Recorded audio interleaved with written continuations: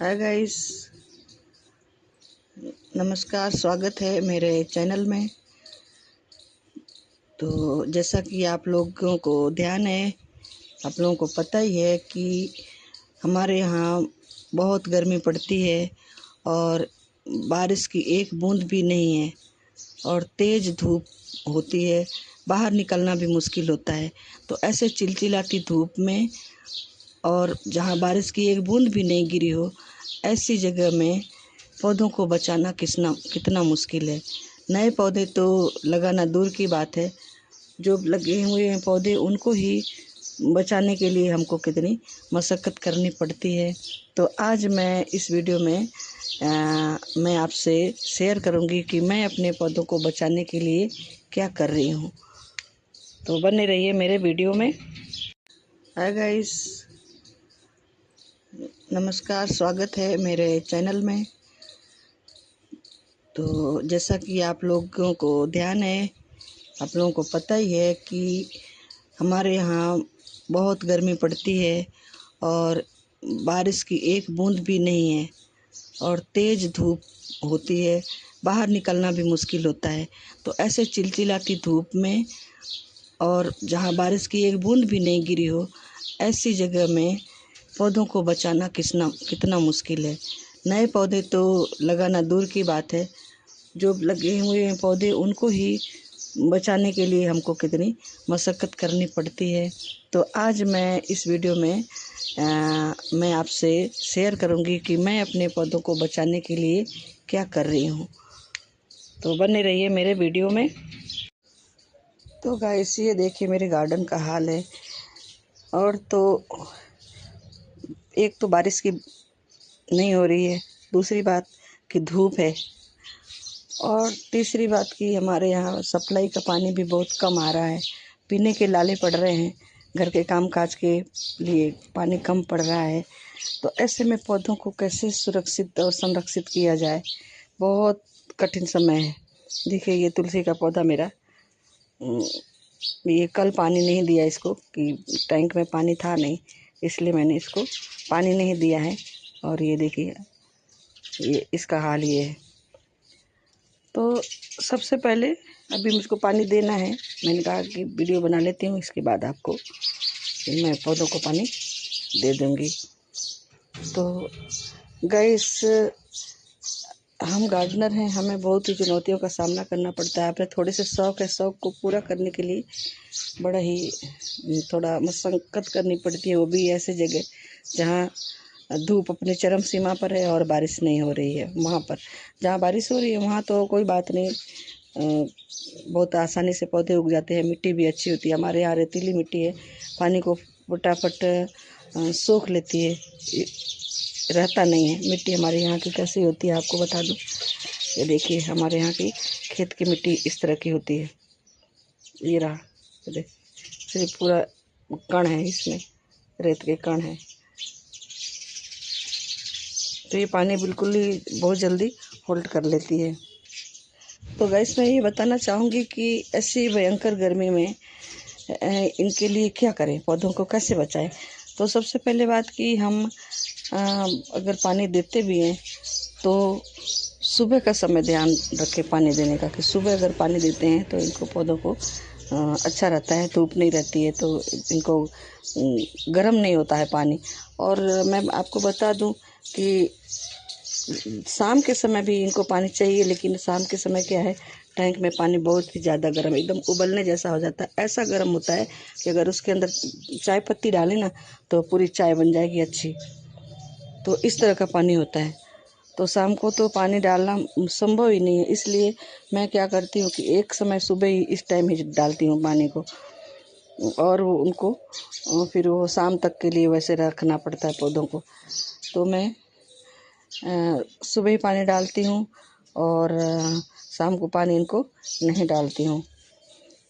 तो 24 घंटे रहते हैं। और कभी जब पानी नहीं आता है ना, तब इन पौधों को बड़ा ही परेशानी का सामना करना पड़ता है। देखिए कल ये पानी इनको नहीं मिला है, तो ये जो मेरा प्लांट है लेमन ग्रास, ये कैसी स्थिति में है देखिए, बिल्कुल ही मुरझा गया है।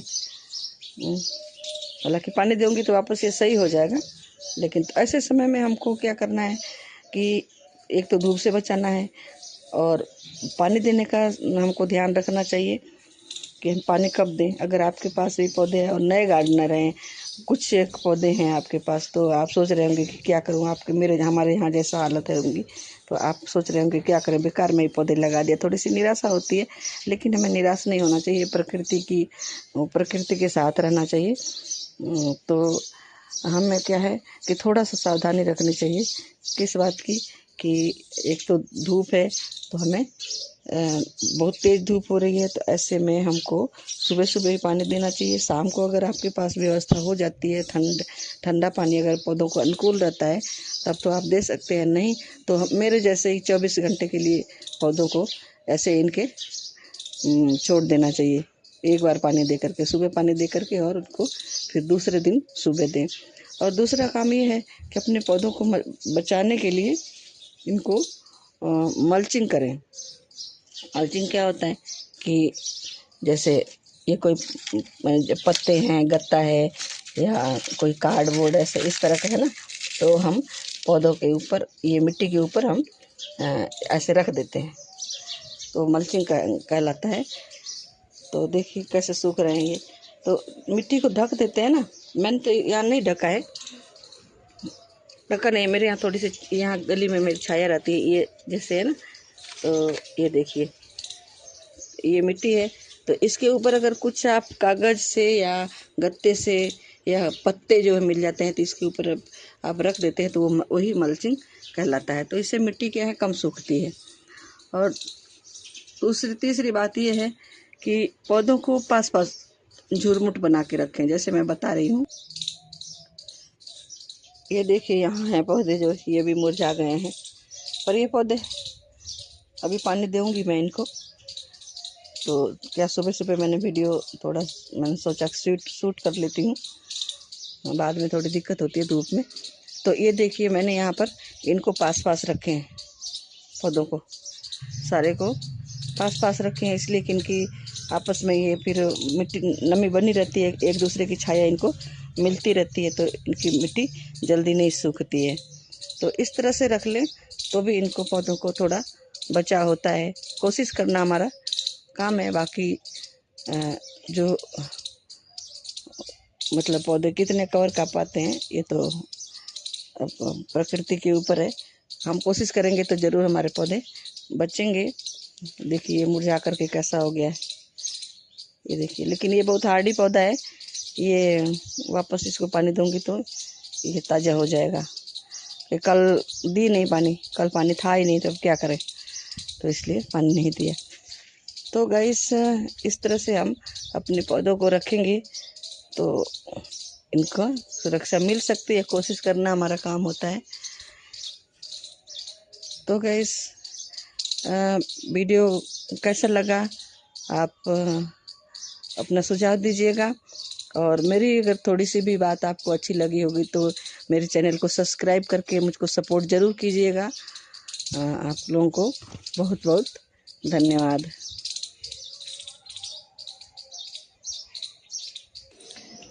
एक बात तो मैं भूल ही गई थी गाइस मैं प्रत्यक्ष को प्रमाण किया। मैं यहाँ नीचे देखिए फर्श में ये जीव जंतु सब परेशान है।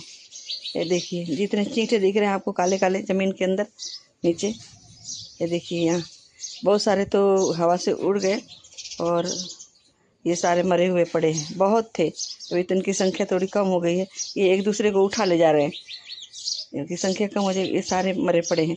तो ये भी गर्मी से त्रस्त हैं। अब ये भी बरसात का इंतज़ार कर रहे हैं, लेकिन अब प्रकृति इनको कब जिंदा रखती है कि इनको अच्छा कब रखती है। देखिए ये सारे मरे हुए हैं, मतलब अंदर बाहर सब जगह यही हाल है।